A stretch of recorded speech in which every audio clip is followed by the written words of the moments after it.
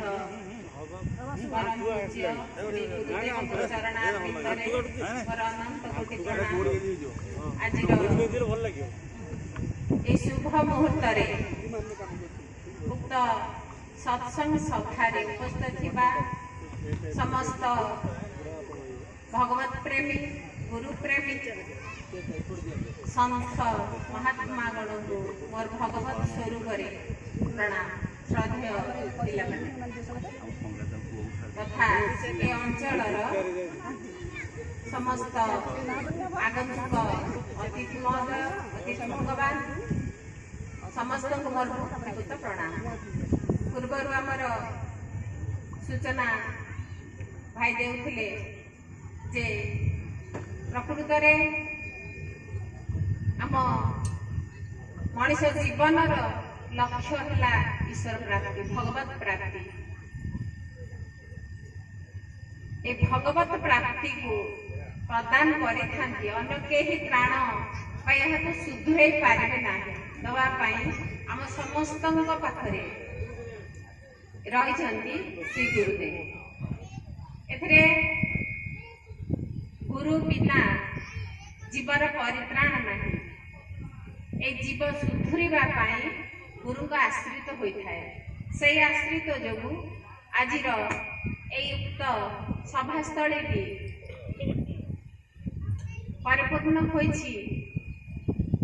एक आनंद उल्लास स्थल समस्ते आत्मविभोर हो पड़ते एकाकार हो जाइछन्ति। काहेकि ना समस्त भितरे एक भगवान एक भगवान एक बोली कहले आमको सामान्य समस्ते सहज और सरल भाव में बुझी पारे ना। यह बुझा जीवर उद्धार पाई आमर गुरु को विषय कहूले समस्त गुरु शिक्षा प्रदान किंतु आत्मार सद्गति पाए तत्व गुरुंर आवश्यकता पड़ता है। आम समस्त पूर्व टिके पूर्व आम इष्ट स्मृति करुले इष्ट अर्थ प्रिय सबुठार अत्यंत प्रिय जे कि सदा सर्वदा आवाहन काल अच्छा आज अच्छा आगामी भविष्य पर्यंत स्थिर भाव प्रत्येक मुहूर्त रही से चिन्हवा है दुष्कर। कहीं एक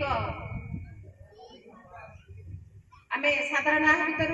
बुझापी जा गोटे रही नड़ियाटे पैड़ उपर तार खोला थाए नील रंगर ता तले थाए तार पता ता भितर थाए रस नड़ियार रस यही रस को माने प्राप्ति करना जो माने एक गुरु तत्वर मध्य प्रवेश कर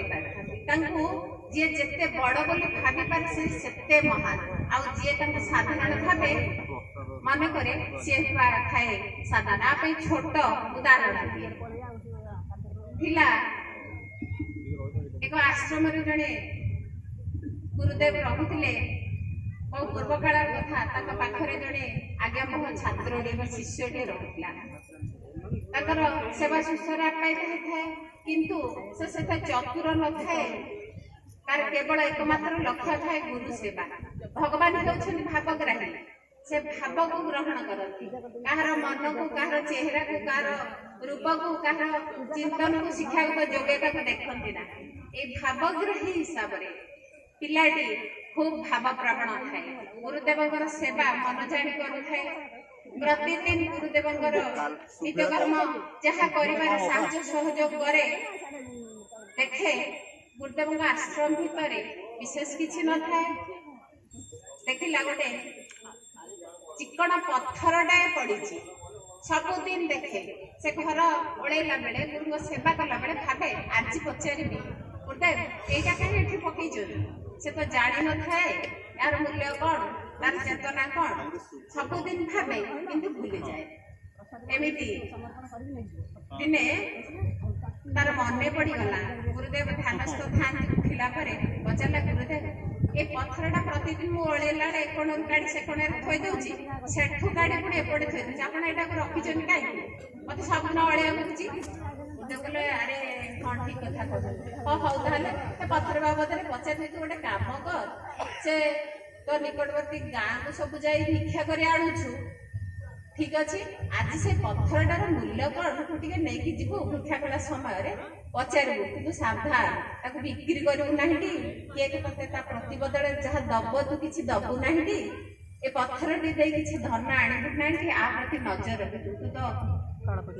ଖେଳା ସାରିଆ ନା ତୋର ଘୋଳାଟା ତ ମନେ ରହୁନି କିନ୍ତୁ ସାବଧାନ